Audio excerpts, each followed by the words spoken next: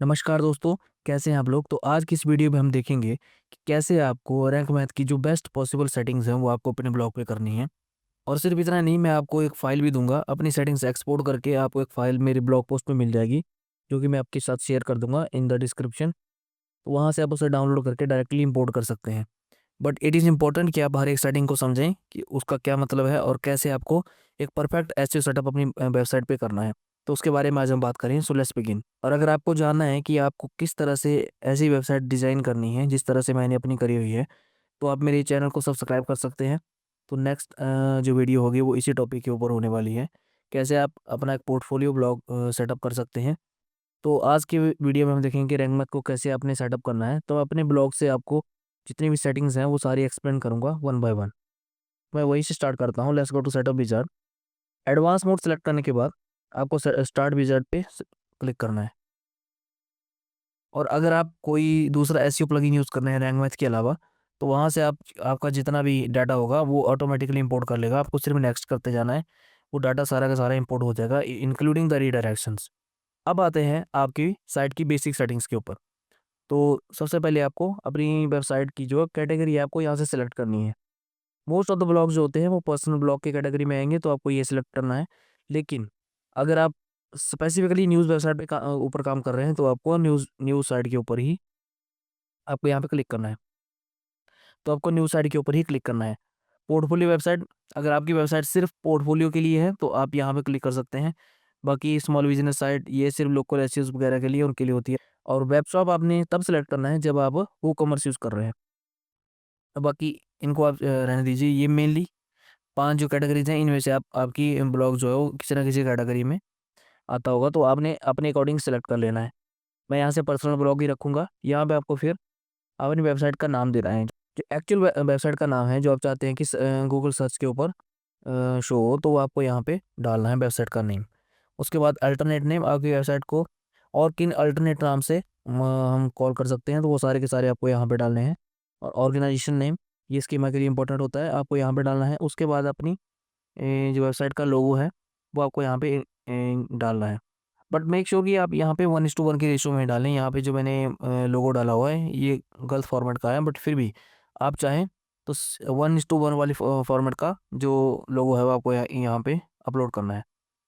Default social share image भी आप यहाँ से डाल सकते हैं, ताकि जब भी आप सोशल मीडिया पे अपना कोई भी यूआरएल शेयर करें और उसकी कोई फीचर्ड इमेज नहीं होगी, तो ये वाली इमेज शो होगी, तो यहाँ से आप उसे अपलोड कर सकते हैं। फिर आपको सेव एंड कंटिन्यू पे क्लिक करना है। नेक्स्ट आएगा आपका एनालिटिक्स मॉड्यूल। अगर आप चाहते हैं कि आप जो एनालिटिक्स है वो अपने डैशबोर्ड पे देखना चाहते हैं, तो इसको आप कनेक्ट कर सकते हैं। इसके लिए आपको सबसे पहले अपना सर्च कंसोल जो है वो कनेक्ट करना पड़ेगा। देन आपको जो एनालिटिक्स है वो भी कनेक्ट करनी पड़ेगी आपको। वो आप कनेक्ट कर सकते हैं, लेकिन मैं गूगल सर्किट यूज़ कर रहा हूँ तो उसके लिए मुझे ज़रूरत है, तो मैंने यहाँ पे कनेक्ट नहीं करा है। और अगर आप चाहते हैं कि रैंक मैथ ही आपका एनालिटिक्स कोड जो है इंस्टॉल करें, तो आप यहाँ पे क्लिक कर सकते हैं। अपना आईपी एड्रेस जो है एनोनिमाइज़ ज़रूर कर देना, और सारे पोस्ट भी आप कर सकते हैं यहाँ से, बट मैं इसे ऑफ रखूँगा। देन दिस इज़ एडसेंस, ये आप प्रो वर्ज़न में आएगा, बट इसे आप स्किप कर सकते हैं अगर आपके पास फ्री वर्ज़न है। Then save and continue. इसके बाद आता है साइट मैप्स। तो साइट मैप में आप ये सेटिंग्स यूज़ कर सकते हैं। मैं जनरली जो कैटेगरीज़ हैं उनको साइट मैप में इंक्लूड करता हूँ, just for the silos, but अगर आप चाहें तो इसे अनटिक कर सकते हैं। मैं यहाँ पे टिक रखूँगा। मैं न्यूज़ जो है कोई पब्लिश नहीं करता अपने ब्लॉग पे, तो ये अनटिक है। यहाँ पे अगर आप न्यूज़ पब्लिश कर रहे हैं तो न्यूज़ साइट मैप ज़रूर ऑन कीजिएगा। वीडियो साइट मैप, मेरे ब्लॉग पे कोई वीडियोज़ नहीं है जो भी मैं इंक्लूड करता हूँ, लेकिन मे बी इन फ्यूचर मैं अगर वीडियोज़ अपलोड करने वाला हूँ तो यहाँ पे मैं वीडियो साइट मैप को ऑन ज़रूर करूँगा। तो आप ये सेटिंग्स कॉपी कर सकते हैं। उसके बाद सेव एंड कंटिन्यू पे क्लिक कर दीजिए। तो अब ऑप्टिमाइज़ेशन टैब पे जब हम आते हैं, तो यहाँ पे आप देखेंगे कि सबसे पहले जो हमारी एम्प्टी कैटेगरीज़ होंगी, आप नहीं चाहेंगे कि वो इंडेक्स हों। जिनमें कोई कंटेंट नहीं है, उनको आप इंडेक्स नहीं करना चाहते हैं, तो यहाँ से आप उनको नो इंडेक्स कर दें। जितने भी एक्सटर्नल लिंक्स हैं, उन्हें आप नो फॉलो कर दें। ये मैंने कुछ टेस्टिंग के लिए करा हुआ है because of Google update, but आप इसे जनरली ऑफ रखिएगा। क्योंकि जो भी आपको एक्सटर्नल लिंक नो फॉलो करने हैं, उन्हें आप अपने एडिटर से ही करिए। मैंने यहाँ पे कुछ टेस्टिंग के लिए यूज़ करा है, तो आप इसे स्किप कर सकते हैं। अब जो एक्सटर्नल लिंक है, they should be open in the new tab. तो आप इन इस सेटिंग्स को ज़रूर ऑन करिएगा। जो बेसिक सेटअप है हमारे रैंक मैथ एसईओ प्लगइन का, वो कंप्लीट हो जाएगा। Now let's go to the advance options. अब एडवांस ऑप्शन में कोई इतना ज़्यादा है नहीं, यहाँ पे रोल मैनेजर का होगा। इसे आप डिफ़ॉल्ट सेटिंग पे रख दीजिएगा, क्योंकि ऐसा ना हो कि आप किसी यूज़र को या कोई आपका जो कंटेंट राइटर है उसे आप एडमिन एक्सेस दे दें अपने रैंक मैथ प्लगइन का। तो आप वैसा ना करें, जो बेसिक यहाँ पे सेटिंग्स है वो वैसे रहने दें। आप इसको कंटिन्यू करके सेव एंड कंटिन्यू कर दें। Next is 404 monitor. तो मैं इसे जनरली ऑन रखता हूँ, बिकॉज़ बहुत सारे बॉट्स जब हिट करते हैं तो मुझे देखना होता है कि कहाँ से वो हिट कर रहे हैं और कौन सा बॉट हिट कर रहा है। तो 404 मॉनिटर में जल्दी से वो हमें दिख जाता है। बट आप चाहें तो इसे अनटिक कर सकते हैं, अगर इतनी ज़रूरत आपको नहीं है, क्योंकि थोड़ा सा ब्लोट ज़्यादा आपके डाटाबेस पे डाल देता है। और रिडायरेक्शन प्लगइन इसे तो आप ज़रूर ऑन कीजिएगा, इसकी ज़रूरत आपको पड़ती रहेगी। कई बार क्या होता है कि आप ब्लॉग पोस्ट पब्लिश कर रहे हो, उसका आपने परमानेंट सेट नहीं करा है। फिर आप बाद में जाके उसको चेंज करते हैं तो फिर 404 एरर्स आते हैं। बट इससे क्या होता है कि ऑटोमेटिकली इसको रिडायरेक्ट कर देता है, जो आपने नया परमानेंट डाला हुआ है। फिर आप सेव एंड कंटिन्यू पे क्लिक कर दीजिए। और दिस इज़ स्कीमा मार्कअप। ये बहुत इंपॉर्टेंट है, इसे यहाँ पे आपको ध्यान से सेटअप करना है अपनी वेबसाइट पे। तो सबसे पहले देखो यहाँ से ऑन कर दीजिए, और स्कीमा मार्कअप आपने कौन सा सेलेक्ट करना है उस हिसाब से यहाँ से सेलेक्ट कर लीजिए। मेनली यहाँ पे आर्टिकल भी यूज़ किया जाता है, लेकिन अगर आप न्यूज़ पब्लिश करें तो मैं हाईली सजेस्ट करूँगा कि आप जो न्यूज़ वाला है उसे सेलेक्ट करें। जी, यहाँ पे आप देखिए आर्टिकल में, अगर हम आर्टिकल सेलेक्ट करेंगे, यहाँ पे न्यूज़ आर्टिकल आप इसे सेलेक्ट कर सकते हैं अगर आप न्यूज़ पब्लिश कर रहे हैं। बट कई बार ऐसा होता है कि आप सिर्फ एक कैटेगरी में न्यूज़ पब्लिश कर रहे हैं, तो उसके लिए आपको क्या करना है, एक कस्टम स्कीमा बनाना है। उसे तभी आपको चेंज करना है जब आप उस पोस्ट को पब्लिश कर रहे होंगे। तो मेनली आपको आर्टिकल पे ही रखना है। अगर आपके सारे आर्टिकल्स न्यूज़ आर्टिकल्स हैं तो आपको इसे सेलेक्ट करना है। नेक्स्ट आप इन सेटिंग्स को कॉपी कर सकते हैं। जनरली इनको मैंने रन पे रखा हुआ है, आप अपने हिसाब से देख लें। वैसे इनकी इतनी ज़रूरत आपको पड़ेगी नहीं, क्योंकि लैंडिंग पेजेस जो बनाते हैं वो जनरली पेड मीडिया का यूज़ करते हैं, उनको एसईओ से कोई मतलब नहीं होता। तो आप अपने हिसाब से देख लें अगर आपको चाहिए, लेकिन आप अगर बेस्ट सेटिंग जो चाहते हैं स्कीमा की, तो आप ये कॉपी कर सकते हैं। ना सेव एंड कंटिन्यू पे क्लिक करने के बाद आप इस डैशबोर्ड पे आ जाएँगे। अब ये क्या है, ये रैंक मैथ के कुछ मॉड्यूल्स हैं। क्योंकि रैंक मैथ एक बहुत ही क्लेवरली डिज़ाइन प्लगइन है। इसमें क्या किया जाता है कि आपके जितने भी मॉड्यूल्स अगर आपने इनको ऑफ कर दिया तो उसका कोड आपके प्लगइन से रिमूव हो जाएगा।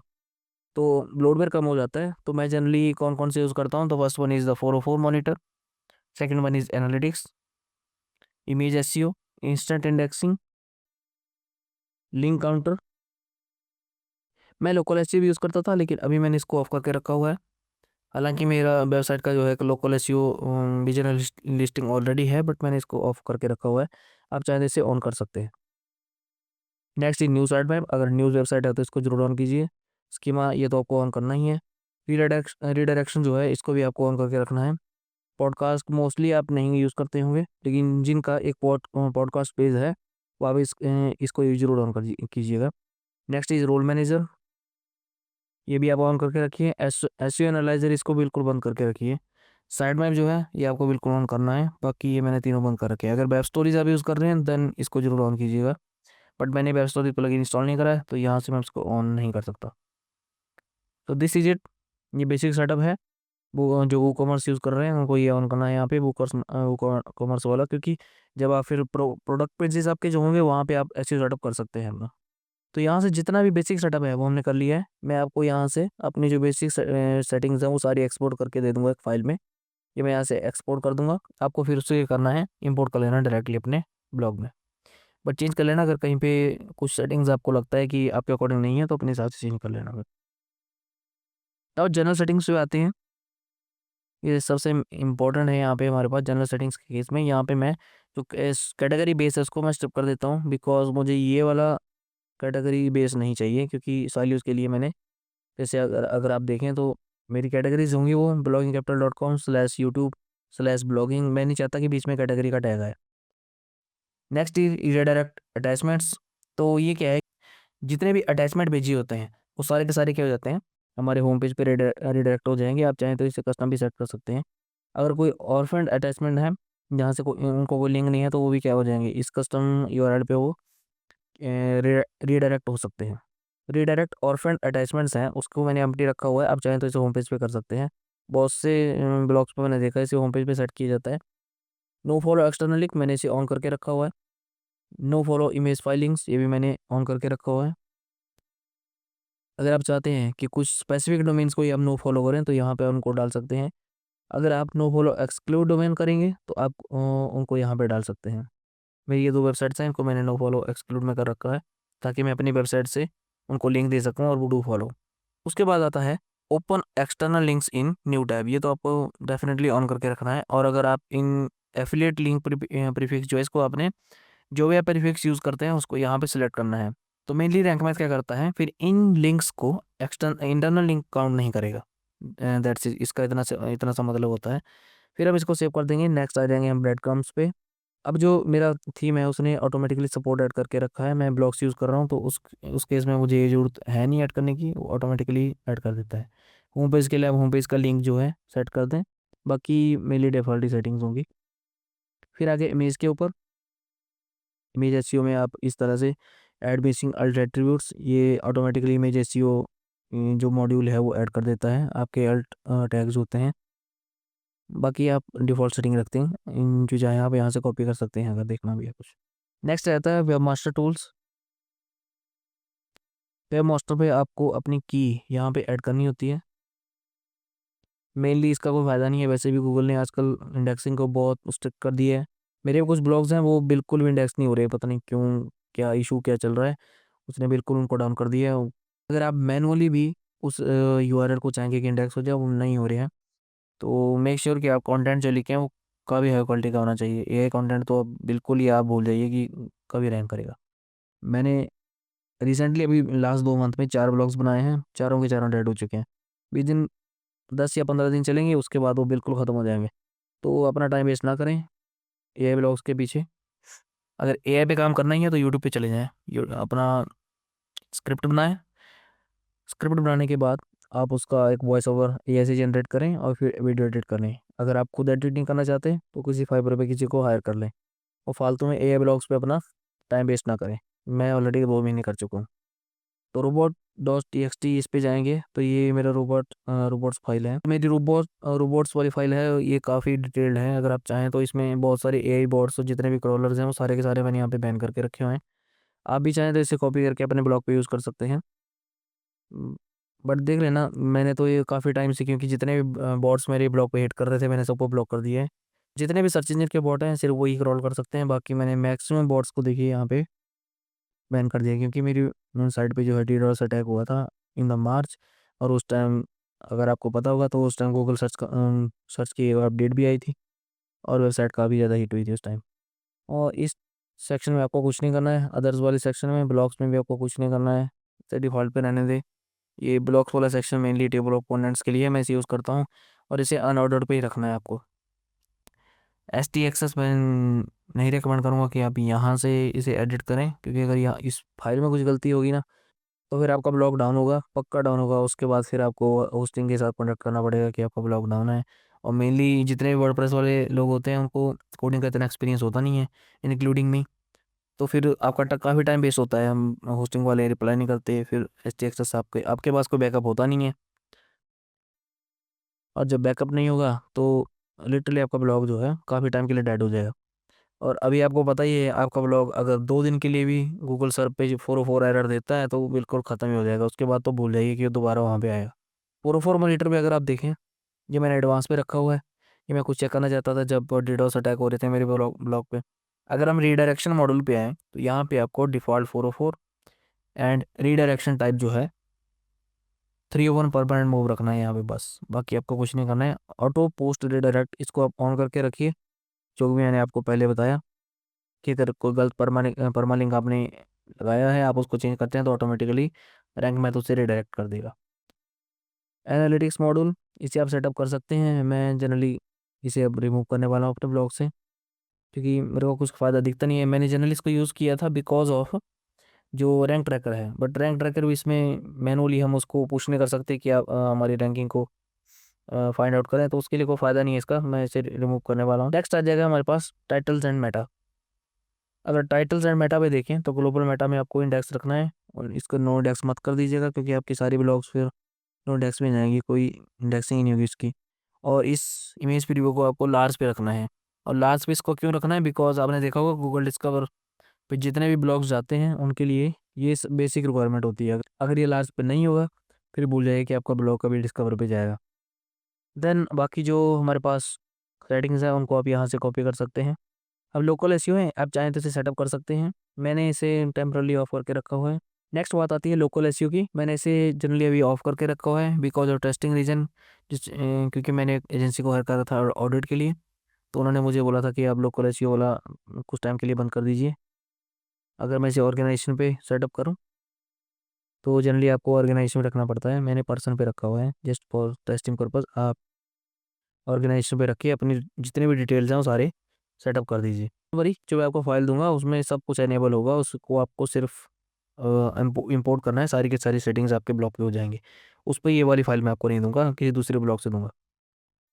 नेक्स्ट होम पेज पे कुछ भी सेटअप करने के लिए नहीं होता। उसके बाद हम ऑथर्स पे आ जाएंगे। ऑथर्स वाले हमने आर्काइव्स तो एनेबल करके रखी हुई हैं, ऑथर बेस हमने ये रखा हुआ है। बट मैंने जो ऑथर वाले जितने भी यूआरएल्स हैं सारे के सारे मैंने नो इंडेक्स करके रखे हुए हैं। और मैं यही रिकमेंड करूँगा आपको भी कि आप इन्हें नो इंडेक्स ही करके रखें, क्योंकि डुप्लीकेट कंटेंट बहुत ज़्यादा होता है।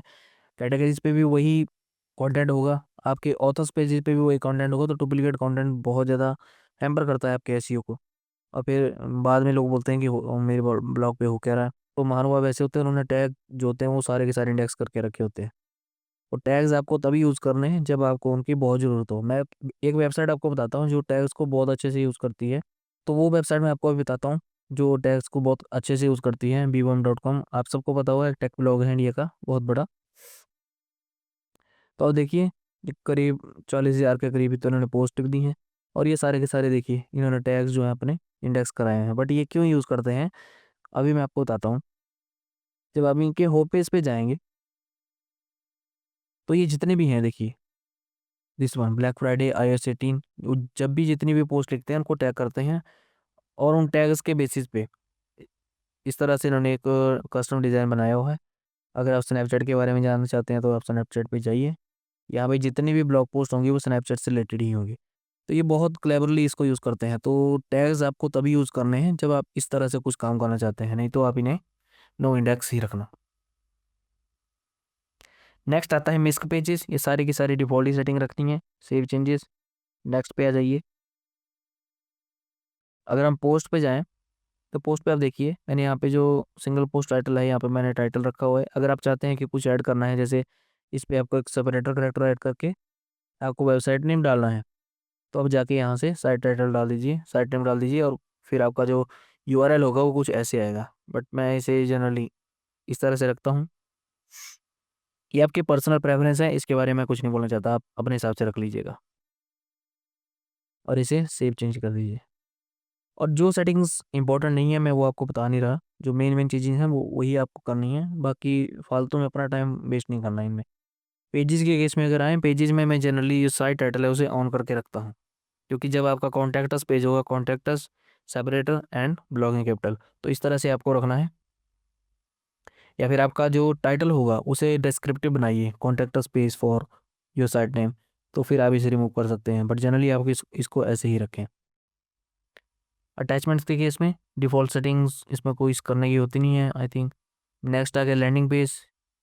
जितने भी लैंडिंग पेज वाले बंदे होते हैं उनको तो कुछ ज़रूरत ही नहीं होती एसईओ की, वो तो मेनली पीपीसी पे फोकस करते हैं। फ्लोटिंग एलिमेंट्स आ गए, इन सबको आप इग्नोर कीजिए। नेक्स्ट आ गई कैटेगरीज। अब कैटेगरीज के केस में बहुत से एसईओज मैंने देखा है जो एफिलिएट लेवल उस ग्रुप में भी बहुत लोग बोलते हैं कि कैटेगरीज का कोड इंडेक्स करना चाहिए। बट जनरली अगर आप देखें, मैं एक और ब्लॉग आपको बताता हूँ, इसके लिए मैं आपको एक और ब्लॉग बताता हूँ, ryanrob.com। अब ये एक ऐसा ब्लॉग है कि जितनी भी अपडेट्स आ गई ये ब्लॉग हिट नहीं हुआ। तो अगर आप देखें तो ये क्या करता है, सिमिलरली जितने भी ब्लॉगिंग वाले हैं इसने कैटेगरी का बेस यहाँ से रिमूव कर दिया है और ये साइलो बेस है। इस पर कोई भी पैजिनेशन नहीं है। सारे के सारे ब्लॉगिंग की जितनी भी ब्लॉग पोस्ट हैं वो ऐसे की ऐसे ही मिलेंगे आपको एक सिंगल पेज पे। ये जितना बड़ा हो जाए पेज, इस पर कोई पैजिनेशन नहीं है।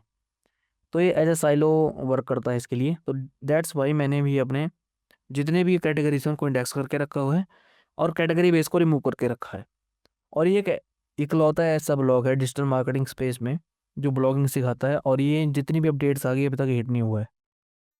अगर मैं आपको एक और ब्लॉग बताऊं, मैट डिग्री का, ये मेरे मेंटर हैं, बट इनका भी ब्लॉग अगर आप देखें जून जुलाई में काफ़ी अच्छे चल रहा था। अगस्त अपडेट आई, फिर हीट हुआ, अप्रॉक्सीमेटली 50% ट्रैफिक गायब हो गया। अभी जो नवंबर अपडेट आई उसमें भी ख़त्म हो गया है एंड मोस्ट प्रोबेबली ये 10-15 हज़ार के करीब आने वाला है नेक्स्ट 1 या 2 मंथ में। अब पता नहीं गूगल क्या चाहता है। If this guy is not an authority in blogging, तो और कौन हो सकता है, आई डोंट नो। तो कैटेगरी पेजेस आपको इंडेक्स करके रखने हैं अगर आप चाहते हैं कि ऐसा आपको सेटअप करना है, नहीं तो आप इन्हें नो इंडेक्स कर दीजिए। टैग्स के केस में मैंने ऑलरेडी बता दिया, इनको तभी यूज़ करना है अगर आप बीबॉम की तरह या ऐसी वेबसाइट्स की तरह इनको क्लेवरली यूज़ करना चाहते हैं, बाकी नहीं तो इनको नो इंडेक्स कीजिए। अब आ जाते हैं हम साइड मैप के ऊपर। तो साइड मैप में सबसे पहले आप लिंक्स पर साइड मैप जो है मैंने यहाँ पे 500 रखा हुआ है, बाय डिफ़ॉल्ट यहाँ पे 200 होता है। एक ही सिंगल साइड मैप चाहता हूँ अभी, तो मैंने इसे 500 पे रखा हुआ है और बाकी ये सारी डिफ़ॉल्ट सेटिंग्स होंगी। उसके बाद एचटीएमएल साइड मैप पे जाएंगे, इसे मैंने ऑफ करके रखा हुआ है। लेकिन अगर आप चाहते हैं कि अपनी वेबसाइट की इंडेक्सिंग आपको इम्प्रूव करनी है, तो इसे आप एनेबल करके ये शॉर्ट कोड आपको क्या करना है, कॉपी करना है और इसी की पेज पे डाल देना है। और मैं आपको अगेन उसी ब्लॉग का एग्जांपल दिखाता हूँ, राइनरॉप का ही। अगर आप देखें यहाँ पे बेस्ट कंटेंट, अब इस पेज पे क्या है, ये सारे के सारे जितने भी ब्लॉग पोस्ट हैं, ये एक एचटीएमएल साइड मैप है, यहाँ पे इसे इंक्लूड किया गया है।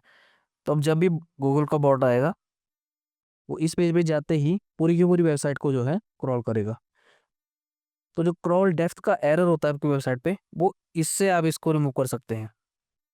तो आप इसे ऑन कर सकते हैं अगर इंडेक्सिंग का इशू है। मैं इसे अभी जनरली ऑन रखता हूँ क्योंकि इस ब्लॉग पे मेरे को कोई इंडेक्सिंग का इशू नहीं है। मे बी इन फ्यूचर में इसे सेटअप करूँ। फिर आती है पोस्ट की बारी। Now include in the site map, ये तो आपको करना ही है। अटैचमेंट्स के केस में जनरली आपको इसकी ज़रूरत नहीं पड़ेगी। लैंडिंग पेज, फ्लोटिंग एलिमेंट्स, ये सारे के सारे वैसे ही हैं। कैटेगरीज़ के केस में मैंने इसको इंक्लूड करके रखा है साइट मैप में। मैं आपको भी रिकमेंड करूँगा कि आप इसे इंक्लूड करें। टैग्स को मैंने एक्सक्लूड कर रखा है और ये जनरली नो इंडेक्स है। तो यहाँ तक हमारा साइट मैप सेटिंग कंप्लीट होती हैं। अब चलते हैं हम इंस्टेंट इंडेक्सिंग के ऊपर। इसे आपको सेटिंग पे जाके यहाँ पे एपीआई की आपको एंटर करनी है इंडेक्स नाउ की। यहाँ से चेंज की करके आप इसको चेंज कर सकते हैं। मेरी वाली की यूज़ मत करना, मैं इसे चेंज कर दूँगा बाद में। ये मॉड्यूल ऑटोमेटिकली उन यूआरएल्स को इंडेक्सिंग के लिए भेज देता है। तो ये काफ़ी अच्छा फीचर है, बट गूगल अभी इस इंडेक्स नाउ को यूज़ नहीं करता, आई डोंट नो व्हाई। ठीक है, उसके बाद बारी आती है स्कीमा टेम्पलेट्स की। तो यहाँ से आप क्या कर सकते हैं, एक कस्टम स्कीमा बना सकते हैं। तो वीडियो के स्टार्टिंग में मैंने आपको बताया था कि अगर आपका पूरा ब्लॉग जो है आर्टिकल्स हैं, लेकिन एक कैटेगरी पे आप न्यूज़ पोस्ट कर रहे हैं, तो उस कैटेगरी के लिए आप स्पेसिफिक न्यूज़ स्कीमा बना सकते हैं। तो उसके लिए आप एक कस्टम स्कीमा बना सकते हैं। यहाँ से जाके आप वो कस्टम स्कीमा बना सकते हैं और इसके लिए सबसे बेस्ट ऑप्शन होती है कि आप किसी ऑनलाइन पेज से उसे इंपोर्ट करें और अपना डाटा जो है इसमें इंक्लूड कर दें एंड दैट्स इट। जब भी आप वो ब्लॉग पोस्ट लिखेंगे उस पे आपको ये कस्टम स्कीमा अप्लाई कर देना है। रोल मैनेजर में इसे डिफ़ॉल्ट सेटिंग पे रहने देना है, जो ऑलरेडी हम कवर कर चुके हैं, तो इसे दोबारा से कवर नहीं करेंगे। नेक्स्ट आ गया 404 मॉनिटर। अब मैं आपको बताता हूँ कि क्यों मैं इसको यूज़ करता हूँ। अगर आप देखें कि जितने भी यूज़र एजेंट हैं ये सारे के सारे, ये किस पेज पे आके हिट हो रहे हैं, कहाँ पे 404 एरर आ रहा है, तो यहाँ से मुझे पता लग जाता है। अगर आप देखें तो यहाँ पे ये कोई इमेज है, यहाँ पे 404 एरर आ रहा है, तो मैं इसे इमीडिएटली फिक्स कर सकता हूँ। दैट्स वाई मैंने इस मॉड्यूल को ऑन करके रखा हुआ है। अगर आपको इसकी ज़रूरत नहीं है तो आप इसे ऑफ कर सकते हैं। Next is redirections. ये मैंने कुछ अपनी ब्लॉग पोस्ट थी, क्योंकि मेरा ब्लॉग हिट हुआ था मार्च कोर अपडेट से, तो मैंने सारी की सारी ब्लॉग पोस्ट को फॉरवर्ड टर्न कर दिया है यहाँ पे, अबाउट 60 ब्लॉग पोस्ट। तो ये सारे के सारे रीडायरेक्शन मॉड्यूल से आप कर सकते हैं। अगर योस्ट आप यूज़ कर रहे हैं तो उसके लिए आपको एक सेपरेट प्लगइन यूज़ करना पड़ेगा। दैट्स वाई मैं योस्ट यूज़ नहीं करता, क्योंकि अगर वहाँ पे आप उस एसईओ प्लगइन को यूज़ करेंगे तो उसके साथ आपको 2-3 प्लगइन और यूज़ करने पड़ेंगे। तो बाय उस 3 प्लगइन, जबकि आप सिर्फ एक एक से काम चला सकते हैं और वो भी सारा का सारा फ्री में। नेक्स्ट आता है स्टेटस एंड टूल्स। अब यहाँ पे क्या है कि अगर आपको किसी पर्टिकुलर वर्जन में कोई अपडेट होने के बाद आपके ब्लॉग पे कोई इशू आता है, तो आप यहाँ से प्रीवियस वर्जन पे रोल बैक कर सकते हैं। ये काफ़ी इजी है और ये बहुत ही बेस्ट ऑप्शन है। आई थिंक जनरली आपको यूज़ करना नहीं पड़ेगा, लेकिन जब आपको ज़रूरत पड़ेगी आप रैंक मैथ वालों को थैंक्स करेंगे इस ऑप्शन के लिए। नेक्स्ट आ गया बेटा option, auto update. Auto update आपको ऑन नहीं करनी है कभी भी। किसी भी प्लगइन के लिए, नॉट जस्ट दिस, किसी भी प्लगइन के लिए ऑटो अपडेट आपको ऑन नहीं करनी है।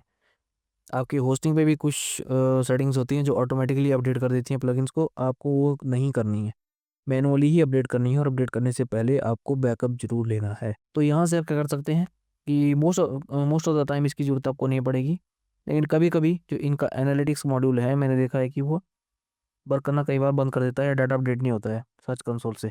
उसके लिए आपको क्या करना है, यहाँ पे क्लियर कैश कर देना है, और फिर जो एनालिटिक्स मॉड्यूल है वो न्यू डाटा जो है वो फैच कर लेगा, ऑटोमेटिकली अपडेट हो जाएगा।